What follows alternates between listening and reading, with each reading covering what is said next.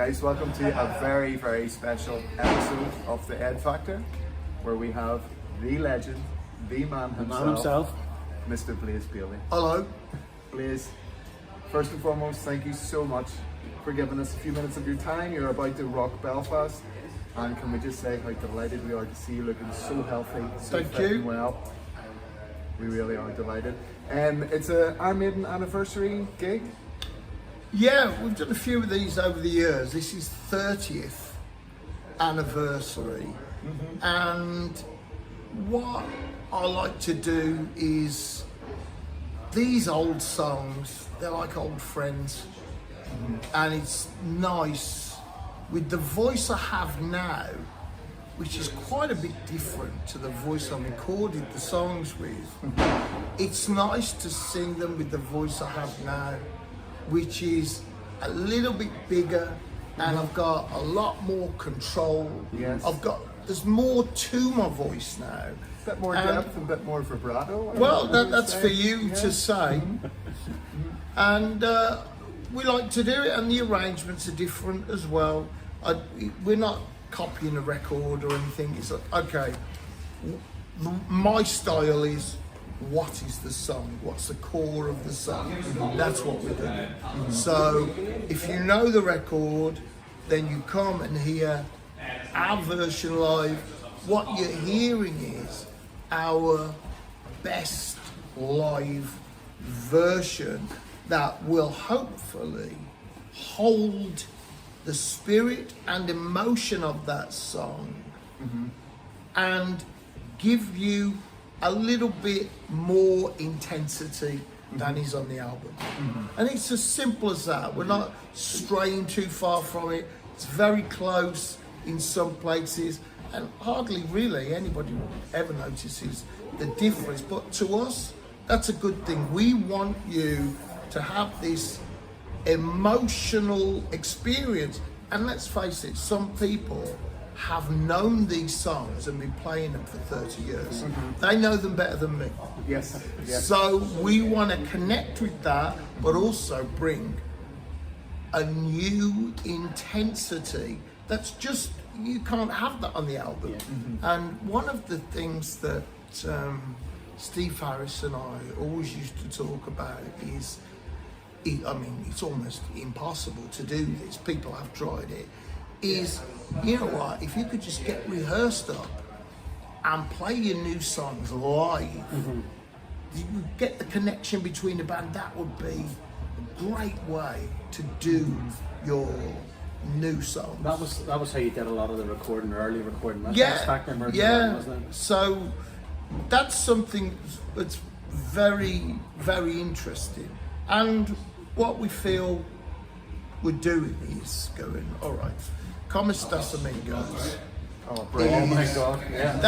That's my biggest song. Not that fans think that's my biggest song or anything like that. Probably think It's one of my people favourites, think, actually, please. They may think Man on the Edge or Sign of the Cross or Klansman is. But for me personally, what is involved in Como Estas Amigos is my first trip to Argentina and seeing the memorial to the soldiers that fell in the Falklands, the Argentine soldiers, and having the most incredible warm hospitality from all the Argentine people.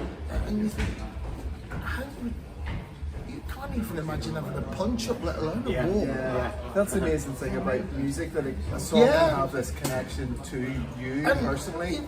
everybody there that's a Maiden fan, we're all connected through this music. And it's unreal. So, and then on the hotel notepaper, I just wrote down my thoughts and what I thought was just a poem, just for myself. And then And a groove. from Yannick, there. Yannick said when we came to do the writing, he says, "What have you got?" I've got this. I thought, oh, maybe it'll go with this. Oh, they seem to fit together. We took that rough idea to Steve and the rest of the lads, and that ended up being Como Estas Amigos. And I think for it's a great me, track. It is a fantastic song. it's something very special, and it's been He's been in and out of my set list over the years, and it's nice to have it in the set list every night. And great to hear Absolva and the Appleton guys putting their spin on the song. I'm really looking forward to hearing them play. They're much more than what you would ever deem a backing band. The power that they have. Because we work a lot together, and we write together, and we tour together. We have a shorthand about the way we do things, and there is a standard that we all aspire to.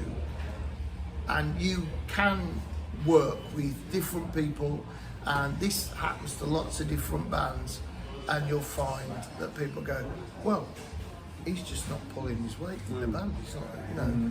Whereas with all of us, everybody's trying to be their best and connect Well, you can as certainly well. see that on stage. And our rehearsals, the details are so important. No, let's come on again, until you can do it without thinking, and it's a connection that you've got. So that's very important. And some of these songs, it's not the first time we've played them, so it's nice to bring them out and feel fairly confident, you know, with this far in, that, okay, these are going well now. Yeah, we've had the pleasure of the Clansman, we've had the pleasure of Virus, Future Real, we've been on the Gambler a few gigs back. You know, all brilliant songs and all testament to the legacy that you've given us, please. So it's really different.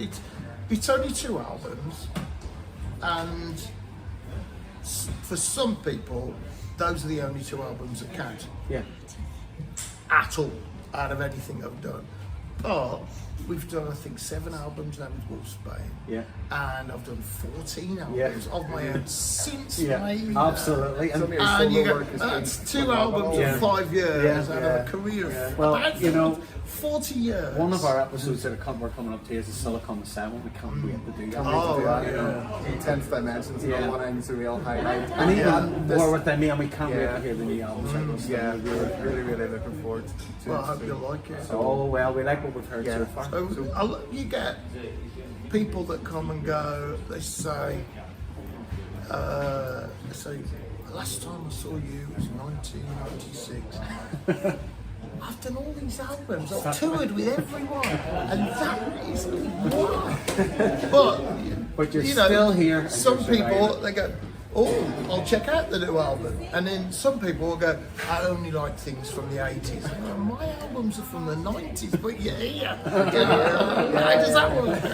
So, generally speaking, I mean, one of the most fun things that happens to me is people go, new Maiden fans will go, Bruce sounds really different on the X Factor. And then they'll go down the rabbit hole of Blaze Bayley and find the Blaze Bayley universe and go, And without the prejudice of being there at the time of your favourite single, even your favourite band, without that, then I get you must get a few fans from that. Because you've such a rich back catalogue of your own. I do eventually, but there's plenty of people that hate me from those days, and they won't give that up. And everything I did was worthless and cheap, and that's fine, because if I'm worthy of hate, I'm also worthy of love. And you find out just how well loved and how well thought of you are when you're lying in a hospital bed and your fiance, my fiance Kate, brings in a pile of cards like this. This is what I've had today. Hundreds of messages from all over the world, not just messages, letters, and everything. People are, oh, this means the world to me, you did this for me, and all. It's incredible to have that. And that's not just about 2 albums with Iron Maiden, that's about everything that I've done since as well. I'm very, very lucky to have incredible, loyal support when things haven't always been good, and I haven't always been able to make the best sounding album. People have stuck with me. My fans have stuck with me, and here I am now with probably my best sounding album. I produced it myself with Chris Appleton. I produce everything myself now. I learned to be a record producer because I see it as another part of the creative process. Okay, I've got these songs. Now I've got these songs. Now I'm recording them. Now you as the listener, I want to direct your attention to particular things and take you on a journey, bring you into that song, show you the heart of it. And then, when I've shown you that, you're going to listen and you're going to go, oh, and here's this other bit, and here's this other bit. But initially, I want to direct your attention, and as a producer, I can do that through the way that I mix the album. That's what things I do. So that's something that's is a lot between Chris Appleton and myself. It's what I do here, and it's a source of disagreements because it's an artistic. That's part of the creative It process. is, yeah. It's a kind of it's a tussle, but I don't feel that anything easy comes out feeling like you will live and die for it. Your life and death. This is the song I take to the gym, and if I die on the treadmill, it will be to this song. That's it. Liam, thank you so much for your Okay, time. Thank you.